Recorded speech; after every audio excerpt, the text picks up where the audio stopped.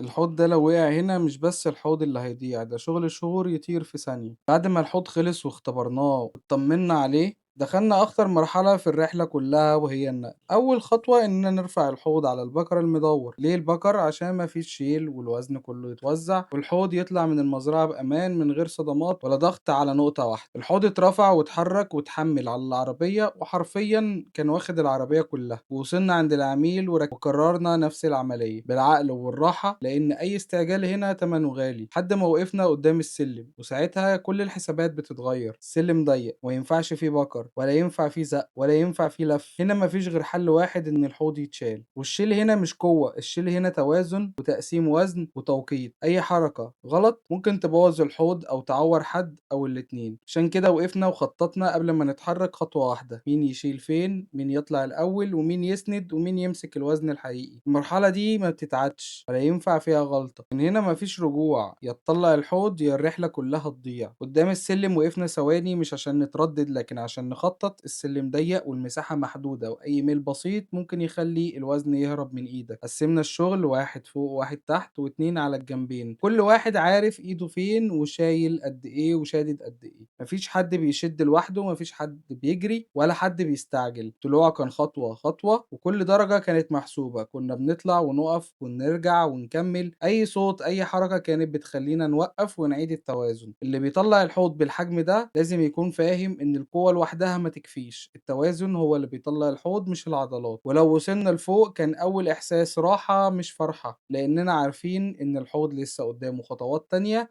بس أصعب مرحلة عد. أكتر حاجة بتتعب أصحاب الأحواض الكبيرة مش السمك ولا الزرع، السباكة. بعد ما الحوض وصل مكانه واستقرينا وبدأنا مرحلة جديدة، مرحلة السباكة. وهنا احنا مش بنركب مواسير وخلاص، احنا بنركب سيستم كامل للتحكم في الحوض. الحوض ده فيه مواسير كتير، وكل ماسورة ليها وظيفة مختلفة. في صرف لتغيير المية من غير ما تشيل ولا نقطة، مية. وفي صرف رايح للصنب، وفي رجوع راجع للحوض، وفي مواسير احتياطي علشان الأمان. المرحلة دي خدت وقت طويل، مش عشان صعبة لكن عشان أي غلطة فيها تدفع تمنها كل يوم بعد كده. خليني أشرح لك ليه الصنب والصرف مهمين جدا. الصنب مش بس أقوى فلتر، الصنب راحة في الصيانة، راحة في التعديل، راحة في إضافة معدات من غير ما تبوظ منظر الحوض. كل حاجة مستخبية تحت الحوض. الحوض فوق يفضل نضيف وهادي من غير زحمة. أما الصرف فده بيخلي تغيير المية حاجة سهلة مش عذاب. بدل ما تشيل وتفرغ وتتعب وتغرق المكان، كل اللي عليك تفتح الصرف والمية تمشي لوحدها. والأهم إن الصرف يكون متظبط صح عشان ما يحصلش فايض ولا رجوع للمية ولا مشكلة مفاجأة. عشان كده كل ماسورة اتقاست طولها واتجزأت واتجربت قبل ما نكمل اللي بعدها. السباكة لازم تتعمل صح، لو اتعملت غلط هتكره الحوض حتى لو شكله حلو. بعد ما خلصنا تركيب المواسير، جه أهم جزء: التجربة. مينفعش سباكة من غير تجربة، ولا ينفع تقول تمام من غير ما تشغل المية بعينك وبعدين تملى وتفتح الصرف وتقفل وتشغل وتوقف كذا مرة. بنشوف سرعة نزول المية، مستوى المية في الحوض، مستوى المية في الصمب، هل في صوت، هل في فقاقيع، هل في رجوع للمية. أي حاجة حتى لو بسيطة لازم تتظبط دلوقتي، مش بعد ما الحوض يشتغل، عشان بعد كده الحوض ده هيبقى مليان مية ومليان سمك ومليان شغل، وأي تعديل هيبقى متعب أضعاف.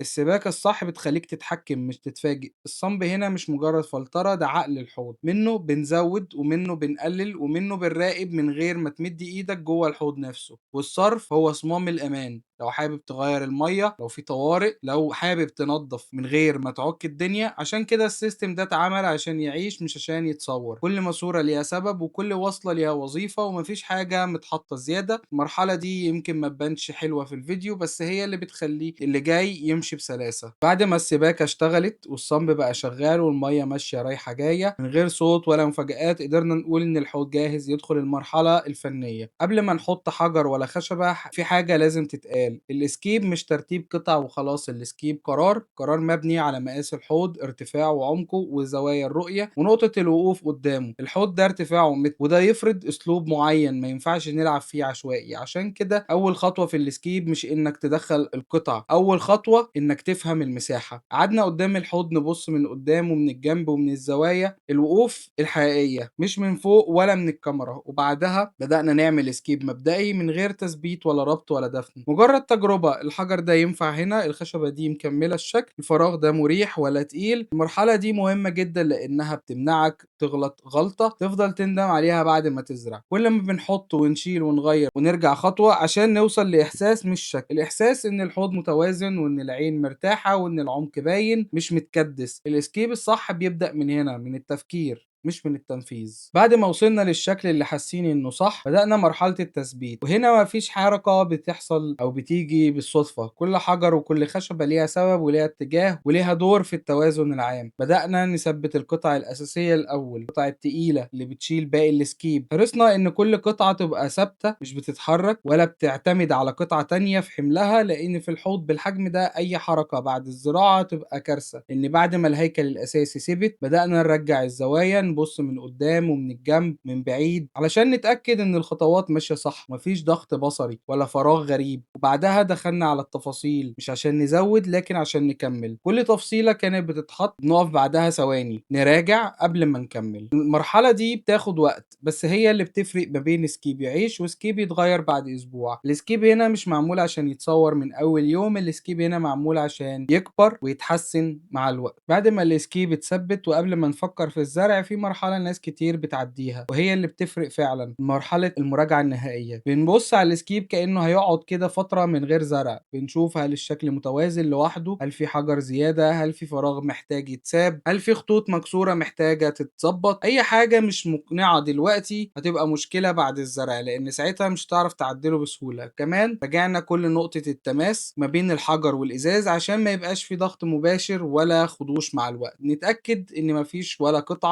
مقربة قوي من الإزاز بحيث تعمل ظل تقيل أو تحجب الرؤية. المرحلة دي مهمة جدا لأنها آخر فرصة تغير فيها وأنت مرتاح. كمان رجعنا توزيع الوزن عشان القعدة تفضل شايلة الحمل صح من غير نقطة متركزة في مكان معين، وده عملناه بالفوم اللي حطيناه في أول الفيديو. وأخيرا سيبنا السكيب يرتاح شوية ونريح احنا كمان معاه شوية. مش كل حاجة لازم تتحط وتكمل في نفس اليوم. السكيب زي الرسم، ساعات محتاج تسيبه وترجع له بعين جديدة بعدين. دلوقتي الحوض بقى جاهز للخطوة اللي بعديها، بس مش دلوقتي. طيب ليه مش بنزرع دلوقتي؟ لأن في مرحلتين لازم يخلصوا قبل ما نثبت، قبل ما أي نبات يدخل الحوض. أول حاجة الفرمي وأي تربة طبيعية أول ما تتحط بتطلع لون ومواد عضوية في المية، وده طبيعي ومش عيب. بس لو اتزرعت على طول النبات هيتغطى بالمواد دي وهتتعب معاه من أول يوم، بالذات في حجم حوض كبير بسم الله ما شاء الله زي ده. تاني حاجة الخشب الطبيعي بيطلع لون تنيات وبيغير لون المية في الأول، ولو زرعت دلوقتي المية هتبقى تقيلة والإضاءة مش هتبقى واصلة صح والنبات مش هياخد بداية نظيفة. عشان كده احنا بنسيب الفرمي والخشب يشتغلوا لوحديهم الأول، بنملى ونفرغ ونغير مية كتير ونكرر لحد ما اللون يخف والمية ترجع صافية. المرحلة دي بتبان في الصور بس بتفرق جدا في النتيجة. احنا بنجهز بيئة نظيفة عشان لما نزرع النباتات تشتغل معانا من غير ضغط ولا مشاكل. الاسكيب الصح مش انك تستعجل الزرع، الاسكيب الصح انك تدي كل مرحلة وقتها عشان لما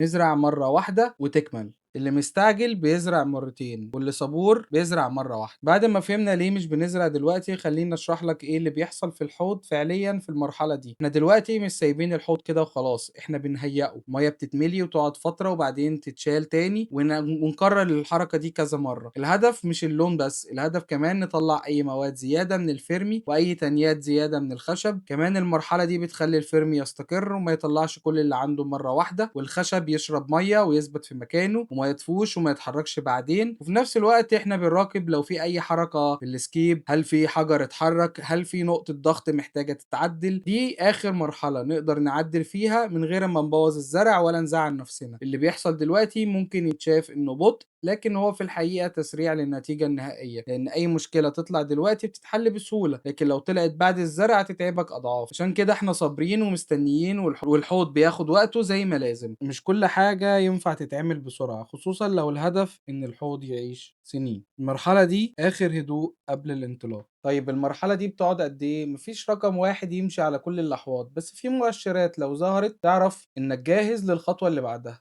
أول مؤشر لون المية. في الأول المية بتبقى غامقة وبتخف مع كل تغيير لحد ما توصل لدرجة اللي تريحك. تاني مؤشر ريحة المية. أول فترة بتبقى تقيلة شوية وده طبيعي، لكن لما الريحة تختفي تعرف إن الحوض استقر. تالت مؤشر الخشب. لو الخشب بقى ثابت مش بيطفو ولا بيطلع لون يبقى تمام. رابع مؤشر السكيب نفسه، لو الحجارة والخشب واقفين من غير حركة ولا تسوية يبقى قاعد صح واتقفلت صح. في العادة المرحلة دي بتاخد من أسبوع ل10 أيام حسب كمية الفرمي ونوع الخشب. ما تستعجلش وما تزودش تغييرات مية، سيب الحوض يشتغل بهدوء، لأن الصبر هنا بيوفر عليك تعب وشهور قدام. احنا مش بنستنى عشان الوقت يعدي، احنا بنستنى عشان الأساس يثبت. أول لما المؤشرات دي تظهر ساعتها بس نقول إن الحوض جاهز للي بعده. اللي ما تحضرش صح بيزرع مرتين، واللي صبور يزرع مرة واحدة. كده نكون خلصنا كل مراحل التحضير من غير استعجال ومن غير ما ندخل زرع قبل وقته. الحوض دلوقتي واقف ومستقر، المية بدأت تصفى، الخشب استقر، والخشب والسكيب أخد شكله النهائي. اللي اتعمل هنا